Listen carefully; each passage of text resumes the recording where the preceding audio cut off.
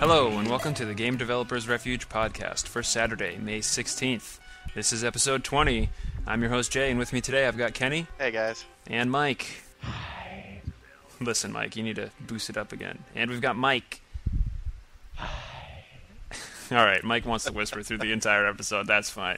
So, our first topic for today is sent in from a reader, and they want to know, basically, we need to find a way to either make level grinding in RPGs more tolerable or deep six the system altogether in favor of something completely experimental, fresh, or different.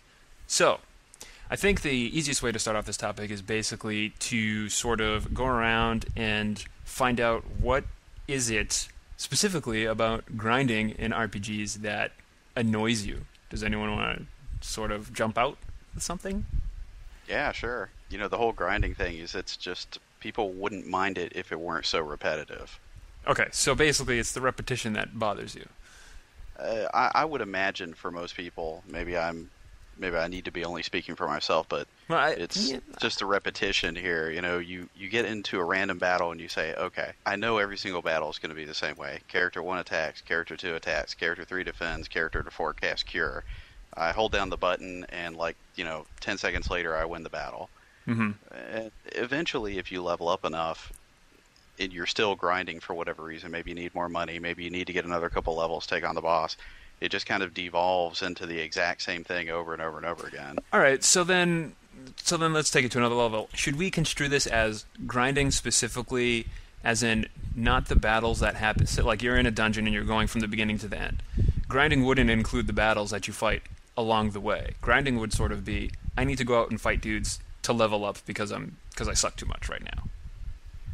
I think it'd be safe to do that. Yeah, okay. Yeah, grinding in that you need something, whether it be money or experience or some super special drop you've been looking for or something. All right, so if we're going to look at it from the perspective of it's just boring and players don't necessarily want to have to just sit there and do the same thing over and over again just to acquire goods, because all it really takes is, do I have enough time to do this? Yes, I can do it. I think my initial suggestion would probably be something along the lines of, I know like games like Zack and Wiki has this where you send your little guy out, and while you're playing something else, they acquire items for you or something like that.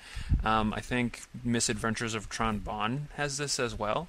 So maybe there could be some sort of way to say, in whatever RPG it is, you pick certain people from your party to go and grind while you're doing the parts of the game where, you're talking to people in town. So basically you can split up who's going to be in town and talking to people during the non-adventuring parts, and then the other people in your party just go fight. And when you come back together, they have sort of gained levels or got money or whatever else would have taken time. I think it would be cool. But maybe too easy, I don't know. That's definitely one way to approach it. There have been several games that have pulled that off, I'm trying to remember, Mega Man X Command Mission allowed you to do that toward the last half of the game.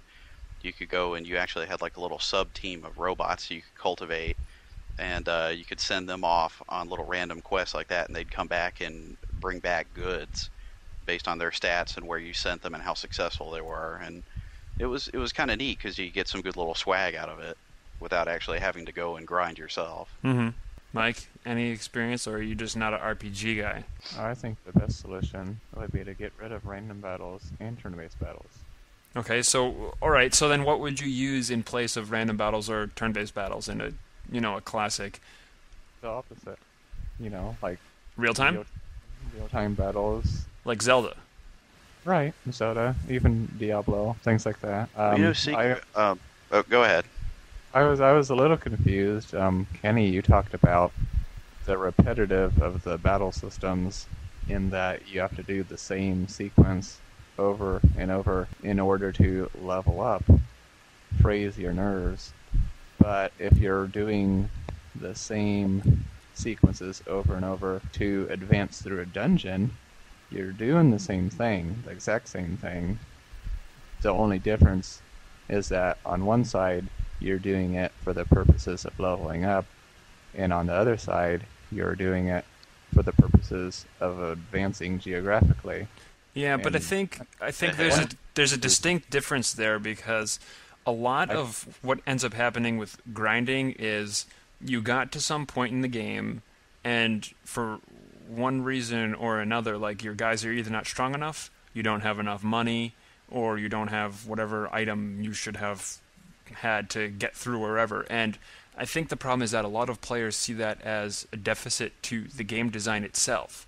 Because if you've played through and you partook in enough battles that seemed reasonable as you're going through, you fight enough monsters and then you get to a boss, you would expect that given the items that you had attained up to that point, the amount of gold that you had attained up to that point, the amount of experience from fighting you'd attained up to that point, you'd be able to defeat the boss. And in certain games, it's just not like that. You get to the boss and you say, wow, my guys absolutely suck. I get killed every single time. I'm going to have to, sidestep and fix the problem that the developers had in not laying out monsters correctly in order to actually beat this boss. I think that's the main gripe people have. If I made this analogy, you're playing Mario 1, right? Yep. And you go along and you get the mushroom, and then you get the fire flower. And then you get to the end, and you can use the fireballs, and you can kill Bowser, right? Yep. But what your guys are talking about is maybe you get the fireball, you've done everything you're supposed to do, but then you get to Bowser, and you're just not strong enough. And what you have to do is go back and get 100 fire flowers, and then you can finally go and beat Bowser, right? Sure, that's a close analogy, sort of, yeah. And there's no necessarily valid reason for the requirement of 100 of them, other than just to artificially extend the gameplay, right? Either to artificially extend the gameplay, or I don't know, the developers decided they wanted you to have to go through this, masochistic torture. Sure, yes.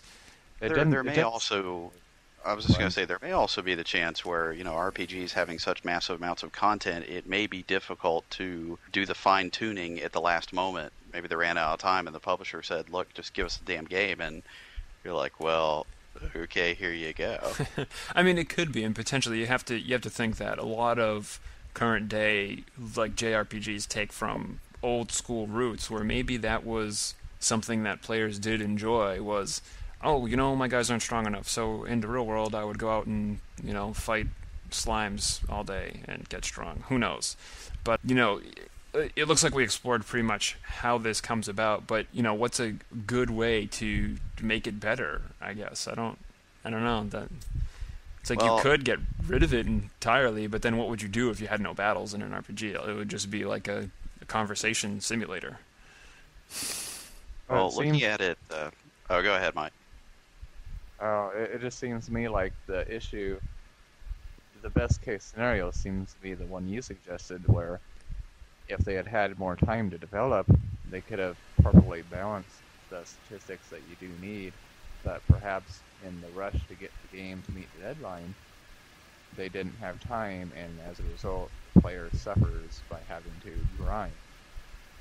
So the best case scenario is that they just didn't have time. And so I guess, and worst case scenario would be they did it on purpose, just to be bastards. I don't know. And you can't do anything about that, and that's their own darn fault, and that's just dumb. But if the situation is one that they just didn't have time or resources to properly balance it, then perhaps, you'd look to solve that by, like you guys talking about the automatic send your little buddy out to level up automatically. And that's the type of thing that's kind of like, if you get to a point where you're stuck and all you have to do is grind for a while, well, if they could find a way such as that to automate the process. Well, another way to automate that process could be, in whatever town you're in, or who knows, you could either trade gold or old items or whatever, and you trade it in and you just get experience. Like, I went to the trainer and I gave him a couple of my old swords and he trained me in the art of Fu, and I have gained tons of experience. Because, I don't know about you guys, but whenever I play a JRPG, when I get to the end boss, like I have so much stuff in my inventory that I could have sold for tons of money, and if they made it worth something to do something with those items, then maybe that would be a viable solution. But then it would seem like, don't you think it would sort of detract from the difficulty of the game? Because, you know, you'd get to a boss and you'd be like, oh, that boss is hard, so he killed me. What I'm going to do is go to town, sell all my old shit, become super powerful, and then just go kill the boss easily.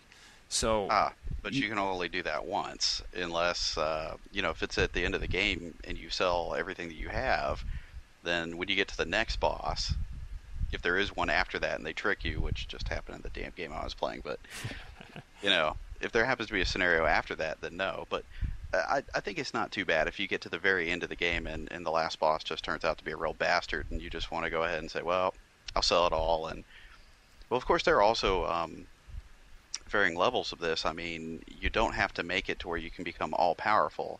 You might say, program the variance in there so that if you sell everything that you have, most parties might gain 10% to their overall stats and abilities. I mean, there are ways of getting around that. You could add in a cap at certain checkpoints throughout the game that limits the amount of experience you can reach by selling. Like Secret of Mana, you could only level up as much as your orbs were for your weapons. True. So that turned out to be pretty effective. The other thing I was going to suggest is if you don't want to get rid of it completely, even for normal combat as you're going through trying to progress, what always makes things more entertaining for me is a word I like to use is randomosity. I like to see just random weird things happen to break up the monotony. For example, one of the things I did when I was still working on Phoenix Blade was every now and then you go into a random battle and you would get a random monster that was about 1.5 times stronger than a normal monster. And there'd be a subtle indication to let you know that happened, and it wasn't something where you get gangbanged by 4 super powerful monsters. It'd only be maybe 1 or 2 at the very most. And I tried to keep it all fair so you wouldn't just feel, raped. Then you can have various permutations of that. You can have monsters that actually change their skills slightly. If they have a particular skill set, you might be able to have a permutation of that. Or you might even go into, say, a random event. For example, there's the possibilities are pretty much endless like that. But you could say, well, you hit an earthquake all of a sudden and everybody's off balance for the whole round. But you have to make sure that the player doesn't feel like they're getting screwed. So you have to make sure that whatever event you have affects everybody equally. The monsters and the players. So and so gets one of your characters hits a second wind, and all of a sudden they get a 50% attack bonus for the whole, something. True. I mean, another way to sort of make things a little more interesting could be to get rid of this concept of, the treasure chest, where you walk all the way across and fight 50 bajillion monsters to go get this treasure chest that just has a potion in it. Could be maybe some way of incorporating the actual loot that you get comes off of the actual monsters that you fight. So then you have more incentive to want to fight difficult monsters because they could drop more useful items than just, your generic fare, and you sort of implement some sort of, equipment-based system where stuff that you get from enemies is useful so that you'll want to fight them. And another thing that I just thought of would be sort of, it's always annoying to go back to some area and you have to go through battles that you're going to win. It's impossible to die. You could just not do anything for 20 rounds and the enemies wouldn't even hurt you. So maybe some sort of system to say, if I don't feel like going through the motions of fighting these guys who are not too tough, maybe I can just set it up so that, as I'm going through here, I don't gain any money, but I still gain the experience, and I don't have to fight them or something. It automatically happens. It's you killed this many monsters as you're walking through. I don't know. Yeah, I mean, Earthbound actually pulled that off really well. If you're X number of levels above the enemy, they'll actually run away from you on the main screen. And if you're way above them, if you're level 60 and they're level 30 or something, it's insta kill. You automatically win as soon as you hit them. Because, it knows you're going to win. Mm-hmm. So, that was actually a very nice way of doing things. Another one of my number one pet peeves with grinding or just having battles in general is that the music never changes. If they just made it so that there was like 20 battle songs and it randomizes through them and you never hear the same one twice in a row, that would be absolutely brilliant. It would be so good. Yeah, randomosity is a great thing, man. Yeah. Anyone else have anything else? I mean, the fighting is always going to be there in RPGs and not necessarily grinding. I think it's just a matter of sort of spicing it up, making it so it's not too boring, and, you know, giving the players options as to whether they want to keep on going through that stuff or not. Because, I mean, you know, like when you get to a town, you can decide, I don't feel like talking to every single person because I don't give a crap what they have to say, so I'll just go to whoever the special guy is, talk to them, and then advance to the next point. So maybe, you know, a way to sort of make that for battles would be all of these things. You know, you can level up your guys outside of battle, or sort of skip certain battles if you want to, etc. Or, you know, I don't know. I think that's pretty much all we got. Yeah, I think we pretty much nailed it on that one as far as what we have to offer. Yeah, it's pretty tough to change the roots of a genre. And we're back. It's a little late for Mother's Day, but still we're going to talk about making the mom-friendly game. And more specifically, what sort of sacrifices you would make in order to make a game that your mom would enjoy playing. So I guess it's sort of specific to what you know your mother would like, so maybe we can broaden it out to just the general populace of older people who didn't grow up in the gaming generation. What sort of sacrifices would you make? Mike, what would you do? Well, I thought about it, and I don't think I would change a game too dramatically just to appeal to the mothers of the world. Basically, I would stick pretty closely to whatever I had envisioned originally. Well, what would that vision be? Well, you know, like my Arrow game, for instance. Okay, yeah. Say take Arrow or take, you know, like Lode Runner. How would you make a game like Lode Runner more accessible to someone who didn't grow up playing games? To me, Lode Runner is an easier one to discuss. I think the main things I would try to do would be implement a difficulty system where they could choose an easier setting, and I actually did that in my Lode Runner 07, which I released back in 2007. I added an easy difficulty which removed an enemy from each map, so okay. I typically had 2 enemies that now is 1. That would obviously increase the simplitude of the level. Simplitude. And one other thing that I would perhaps do in a game like Lode Runner would I would create a novice level set, either to acclimate the player, the mother, to the game, to give them a chance to grasp it without having to worry about incredibly hard levels, and either they would get good at it and then have fun with the normal levels, or maybe they wouldn't get good at it, but they'd still have played those novice levels and they'd have had their fun with it.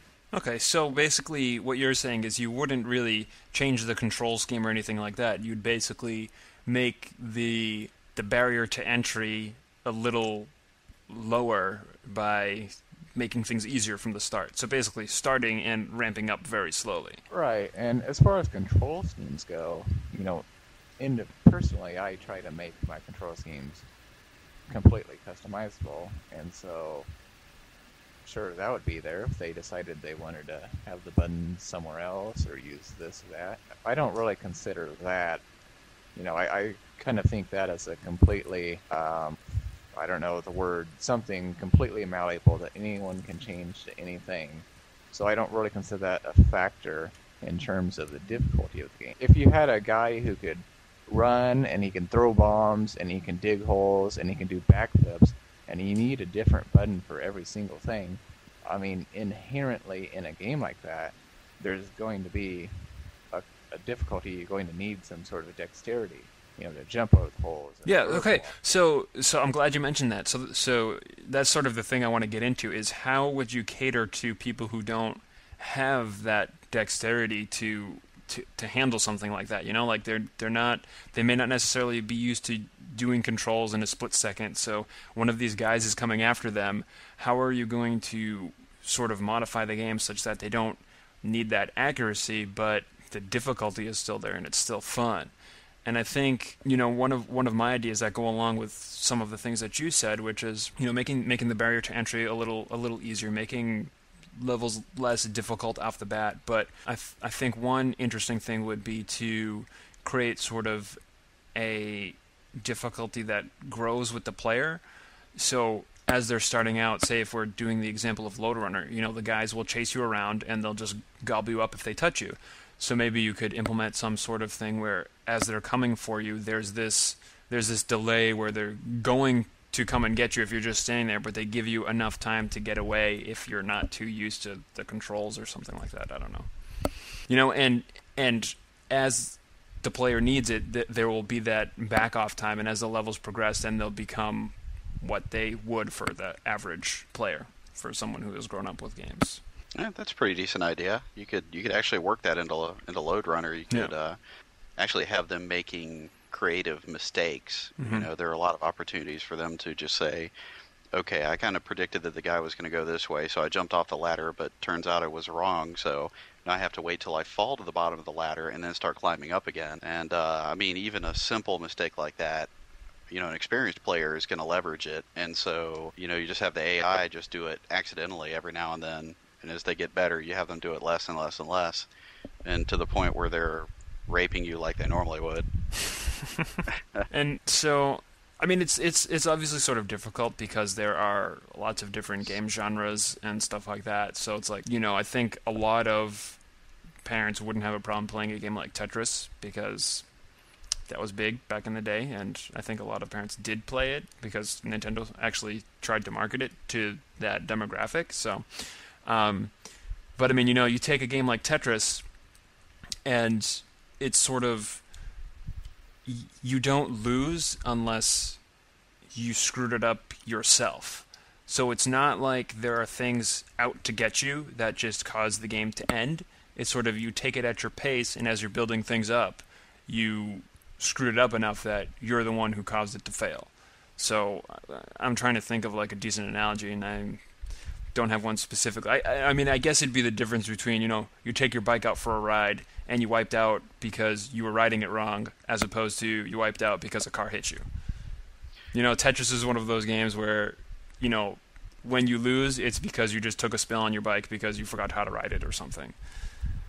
Well, most modern games have an antagonist of some sort. Like back in, Tetris was one thing, but like if you get Puzzle Bobble, for example, you're always going to have an enemy competing against you. Yep. And even if you don't screw up on your own, they're doing it for you. And it's nice for people when they get into gaming for the first time to not have something antagonizing them when they're just trying to succeed. So maybe that's it. Low barrier to entry, a little bit easier to play, and sort of make the enemies not destroy you immediately so you can actually have fun doing what you're doing. Maybe that's a way to create the more casual game, because if you think about it, a lot of casual games are like that. If you think about like Peggle, for instance, you can't really lose in Peggle. You just didn't complete the board, and all you're doing is just destroying little bricks and stuff. I don't know. Well, also, another thing I've noticed is that when you start out in gaming, it is easy to lure someone back into a game by giving them a goal. For example, score is the one that I always complain about all the time. When you first start gaming, it might actually mean something to you when you finish, Galaga, you got through 4 stages, and you're like, I had 75,000 points. Next time I got to hit 90. Mm-hmm. As you go on, as you become a more experienced and more jaded gamer, suddenly the whole idea of score just seems completely irrelevant to you. It doesn't matter if I got 75,000 or 85 or 90,000. It just matters that I killed all those damn aliens, Uh-huh. I got as far as I could. And you could leverage that. There are certain things like that you could leverage, but I was going to give an example. My mom is a perfect example of this because she has, to the best of my knowledge, only played 2 games in her entire life. And I was responsible for both of those. She has played the little cow racing thing on Wii Play. Uh-huh. And then the only other thing she's played was I actually got her into a multiplayer Mario Kart 64 match with me and my dad. Uh-huh. And the ridiculous thing, I love my mom, but the ridiculous thing is trying to see her navigate an analog stick and try to mentally map it as a steering wheel. She couldn't do it. She was all over the road. And, my dad and I are trying to just say, okay, slow down. All right, when you pull left, it's like turning the wheel. It's, it's got degrees to it. And it took her about, an hour and a half before she actually could stay on the track because she wasn't oversteering. So, I came up with the idea. I said, well, you have to make your controls as dirt simple as possible. Try to minimize that, like what Dodie was saying about having a bunch of buttons and things. You want, for someone who's not big into gaming, you want to distill it down to the basic game idea. I mean, if you look at Pac-Man, okay, it's real simple. You wander around, you try to clear the maze, stay away from the baddies. Once in a great while, you hit a special point on the map, and the game reverses, and you get to eat the baddies. Other than that, it's the exact same thing over and over and over again. Mm-hmm. Once you get that down, it's very simple. Hubert, stay away from the bad guys. Try to clear the whole board. Kicks, try to cover the whole board. Stay away from the bad guy. These are all like distilled down to their simplest elements. Also, graphics can get in the way too. If you have a lot going on, if the screen seems incredibly busy, it can get in the way because then, the novice gamer is going to say, I'm not really sure what I'm doing here. I see a bunch of stuff exploding all over the screen. I had some indicator that told me I got a triple combo. What the hell is that? It's just, if I had to make a game for my mom, I would make it the most dirt freaking simple game ever made. And also, I don't really think this would be a very good thing to do because, generally speaking, my litmus test for making a game is whether or not my mom would spontaneously vomit upon playing it. Because, I'm just kind of an offensive bastard by nature, so I don't really know about that one. Well, I don't know. I think we covered some decent points. I didn't really intend for this to get really philosophical or anything, but basically, what sacrifices would you make in your game development? I think it's just making something that is, not something you would play, but something that they would play, and that would require, giving up complicated controls and all the stuff we talked about. And we're back. Now we're going to talk about our reasons for slacking, which is basically, why have you been slacking off and not working on any project? Or, conversely, where'd you get your latest motivation rush? So, depending on whoever we're talking about or what projects we're working on, there's either slacking or motivation. For me, there's a little bit of both. Recently, I've been slacking with Zep's Dreamland on the iPhone because I had to go through legal hoops to see if I could even get that on the store with Apple, and it finally went up, so the slacking is over. But for the slacking on that, there's actually a legitimate reason that it took me 2 more months than it should have in order to get it up on the store. In terms of motivation rush, I started adding a bunch of new stuff to Neverfall, which is pretty damn good, and I think a lot of that motivation rush came from fixing my GUI system in Super Missile to pretty much just make it usable. So in doing that and sort of cleaning up house and fixing things up and making it what it was supposed to be, I saw that I could easily add it into Neverfall, and then in putting it in, it made the editor that much more easier to use, and it sort of spurred me on to say, oh, sweet, the editor's good, now let me add all this stuff and, build some levels and all of that crap. So pretty much just working on a project that wasn't the main one I was focusing on basically pushed me to work on my main project because I was like, oh yeah, now I'm in the programming mood. So that's it for me. Mike, what about you? Why have you been not working on your monkey game lately? Well, that's probably a good question. It's a really good question, and we all want to know the answer because we're all disappointed we're not playing the next demo of Monkey Game. Yeah, really. Well, more recently, not lately, but more recently, I was working more in Arrow and doing levels for that. And I didn't know you were working in secret on levels for Arrow, so where did that... Secrets on the website.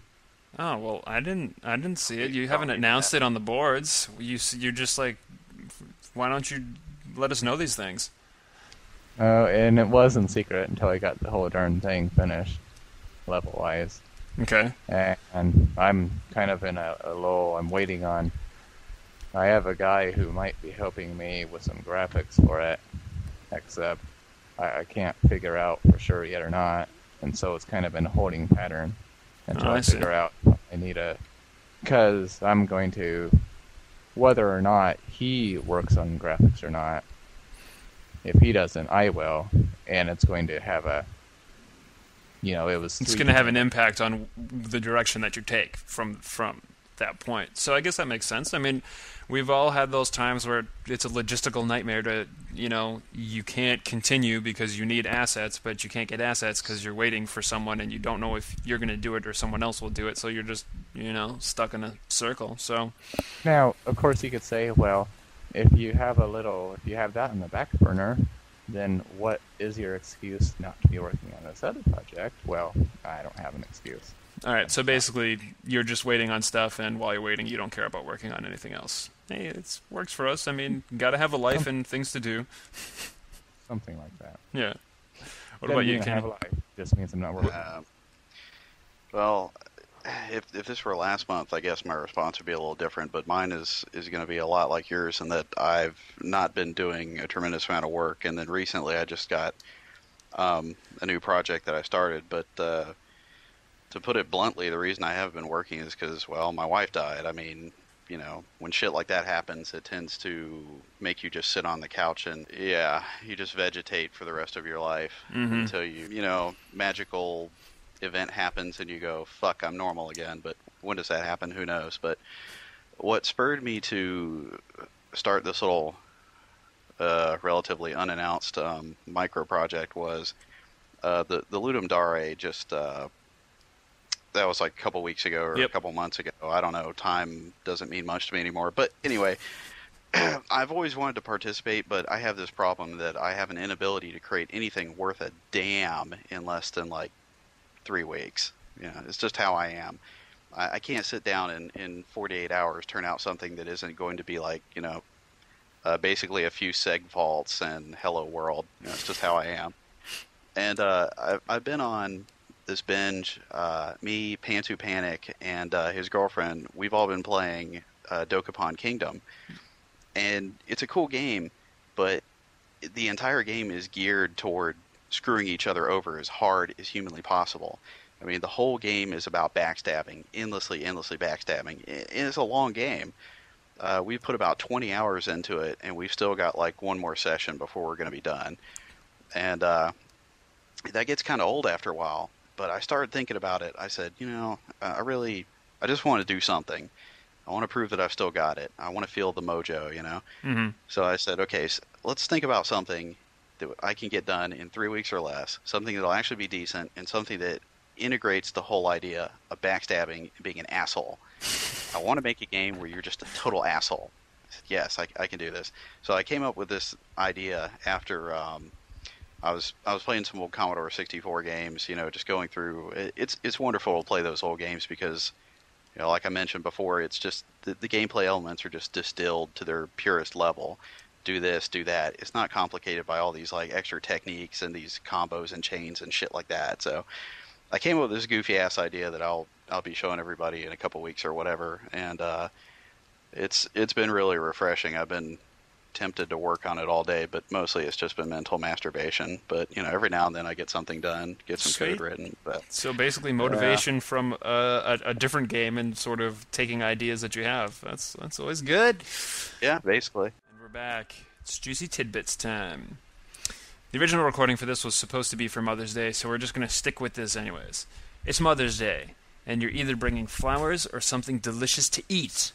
What game-related flora or food do you decide to bring to show Mom how much you love her? Mike. Well, seeing as I'm allowed to choose the flower, a plant, I decided I would just go with Peter Piranha. Wow. Didn't see that coming. No. So you're going to give your mom a flower that is hell-bent on destroying things. No, it's not. It's You guys not? Giving him a bad rap. He's a cool dude. He's a cool dude. I'm sorry he's picking on him. Yeah. He's nice. You just don't know him. Okay. You just knew him a little better. Played soccer with him or something. Sorry, I don't hang out with Petey Piranha. All right, Kenny, what about you? You know, I love my mom, but I'm also an evil bastard. So what I figured I'd do is I'd give her the hamburger from Earthbound. Because you see, as you're playing Earthbound, there's this hamburger that you find in a garbage can at the very beginning of the game. It's hidden, so it's special. But it's a hamburger in a garbage can. It's perfectly good. And no one would ever know. So I'd give it to her, and I know that she'd enjoy it, because she's my mom and she likes hamburgers. But deep down inside, I'd enjoy it more because I'm an evil bastard, and I knew it came out of a garbage can. Nice. I was totally going to use something along those lines. Recently, I have been tinkering around with Castlevania a bit. So the sweetest, delicious food that I would give would be that turkey that comes right out of the wall when you smash it. Oh, yeah, I ate that. That was pretty good. Yeah. It'll just revive your life, and then things will be great. But if I really wanted to be nice to my mom, and I know I've used this before, but I'd give her an apple fruit. Because Napples are awesome and delicious. She'd be happy. Anyway, that covers it. That's the Juicy Tidbits. So that's the end of episode 20. On behalf of Kenny and Mike, I'm your host, Jay. We're going to sign off, but don't forget, hit us up on the forums, and you can always email us at gamedevelopersrefuge@gmail.com. Have a good one.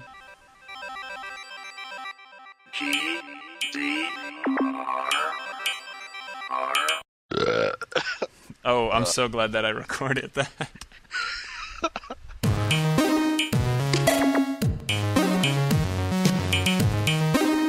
You're so juicy. Yes. Juicy tidbits.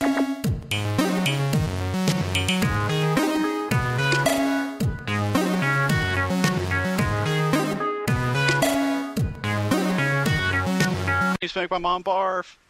What? Nothing. You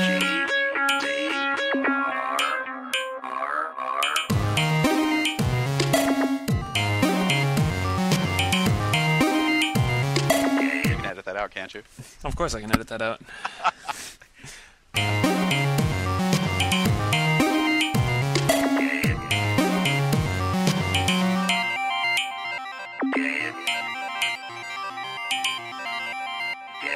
Developers Refuge. Oh, Mike Doty, come on. Aren't you excited to be discussing things, or... I gave what little input I had.